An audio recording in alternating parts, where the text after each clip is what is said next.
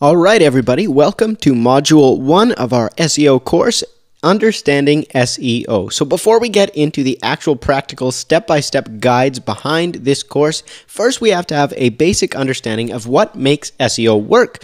If you remember in our last lesson, we talked about what SEO stands for. It's search engine optimization. And really what that comes down to is all the techniques that build trust with Google so that Google shows your website in the search results. So let's get started and dive in, okay? Number 1.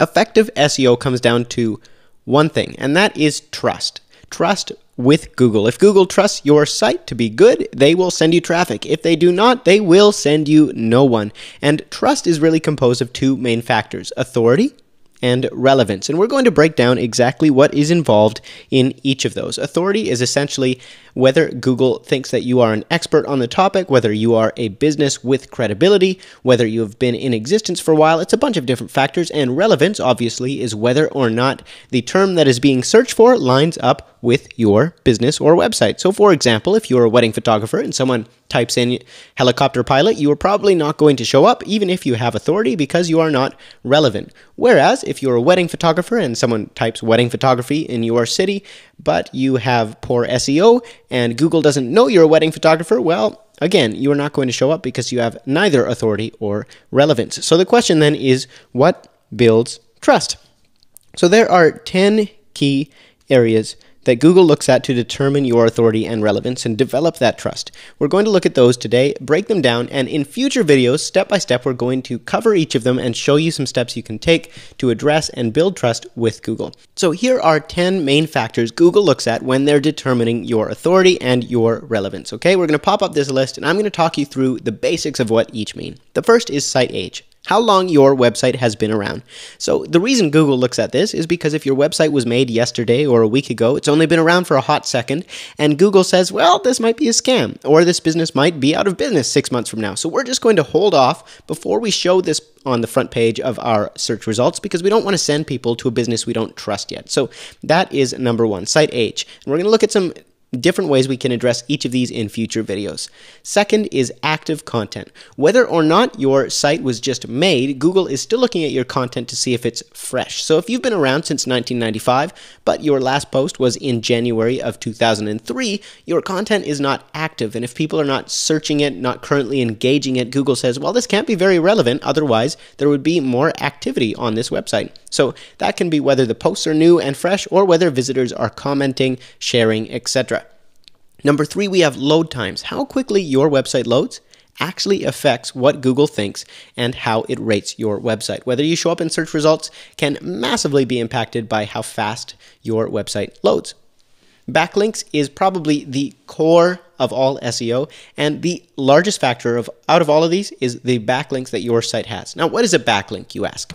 Let's say that I found a funny article online and I have a blog about funny articles and I share that link on my blog. I'm directing customers or users towards that blog post, and then Google says, well, obviously this piece of content must be relevant and it must have authority because it's being shared by other websites. So that's what a backlink is. Anytime anyone, anywhere links to your website, that's a backlink. However, different backlinks have different amounts of kind of link juice is the term we'd use in SEO, but really what that comes down to is Google trusts backlinks from really significant websites more than they trust a backlink from a brand new website or a backlink from social media, etc. So where your backlinks come from really does matter as well, but primarily the number of backlinks is the key indicator to whether or not your site is ranking. So if you aren't ranking and all of these other things seem to be working for you, it's probably you just need to build some backlinks and you'll see results very quickly. Moving on, our next is kind of in line with this, social interaction. Whether people are engaging with your posts, sharing them on Facebook, talking about them, tweeting them, hashtagging them, Google does look at that. They look at all the data from traffic sources everywhere. So Facebook, Instagram, Twitter, LinkedIn, whatever it is, they are looking at it. We already covered search relevance, which is basically whether your topic is relevant to the search that is being inquired about. Now, one thing about search relevance is Google looks at your pages and your content to determine whether or not it's relevant to certain topics. So if I have a website on well, wedding photography, and all of my articles are on weddings in Maine, I'm probably never going to show up when someone searches for an LA wedding photographer because I've never referenced LA in my posts. Even though I might have really great backlinks, really great load times, really great site age, it all comes down to whether or not my content is relevant. So if you aren't using what's called keywords, which would be LA wedding photographer in this case, in your content somewhere, Google doesn't know you're relevant. So that's something we'll look at as well. Traffic is a key indicator to Google whether people trust your site, use your site. Google trusts you more if you're popular. So you want to be one of the popular kids when it comes to website design, and this is kind of the irony, chicken or the egg kind of situation. If you don't have traffic, you're not going to rank. However, if you don't rank, you don't get traffic. So we're going to look at different ways to get traffic to your site to begin with and get that started for Google. Just 3 more to go. Our next is security, and that is basically whether your website has an HTTPS certificate or HTTP. Now, you don't need to worry about what those terms mean. Basically, the S stands for secure, and we'll show you how to do that. It's really quick, simple, and makes a big difference. So that's a big advantage you will get from doing this. Next, we have direct Google searches. Whether people are searching for yourname.com actually is something Google looks at to determine whether or not you are relevant and have authority. And lastly, we have click-through and bounce rate. These are 2 different terms used in SEO. Click-through is essentially how many people land on your website and click through to another page, and then go to another page after that and another page after that. Basically, the more people are using and interacting with your site, Google says, oh, this must have great content on it. I'm going to link people to these pages because when they go here, they spend a lot of time here. And bounce rate is how many people spend a second on your website and then they hop off right away because obviously it wasn't what they were looking for. Or at least that's what Google says. So if someone lands on your homepage and doesn't go anywhere else on your website and they only spend 10, 15 seconds on your website, Google actually dings you. They say, oh, that couldn't have been what they were looking for. I won't show the next person searching for that because this person didn't like it, obviously. So those are the 10 main factors we're going to work on, and we're going to break down step by step how we can address and build each of those. So what it all comes down to is Google is smart. They're looking at a lot of different factors here and weighing them all together. There's no secret hot sauce you can pour onto your website and just instantly fix things, and you can't really cheat the system. It used to be that you could insert keywords, keywords again being the search terms that you want to rank for, and you could write those search terms 1,500 times on your website and all of a sudden you would just get linked to. However, Google doesn't do that anymore. They can see through that, and so we have to create actual engaging content, have actual people interacting with and sharing it, and then Google starts to trust our website. So because Google is smart, they know exactly what happens normally when a website is born. So this is what happens normally when a website is created. The site is created, they create some content, and then that content gets shared, whether that's by blogs, websites, other businesses, on directories, and people slowly start using that site. So Google is watching this whole process unfold. And now as users start using the site, they start searching for different things directly related to that business. They start sharing more posts. And so it's kind of this circular effect where the more content you create that gets shared, the more visitors you find, the more shares you get, etc. And Google's watching as a website slowly evolves and grows its customer base. And so what we're going to do in our SEO course is actually kind of follow a similar step. We're going to speed up the process, but we're going to do the effectively same thing. So here's our SEO game plan. This is what it all comes down to. This is what we're going to be doing here as we work together to rank your website. Step 1, we're going to research and roadmap.